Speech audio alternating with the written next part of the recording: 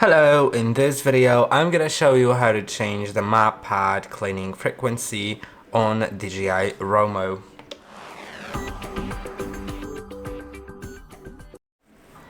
To do it, click on the settings, then click on base station settings. Now you'll see the cleaning frequency and you'll see different frequencies, so you can set it to frequent, standard or water efficient, and based on these settings the robot will either more or less frequently return to the base station to clean the mop pads.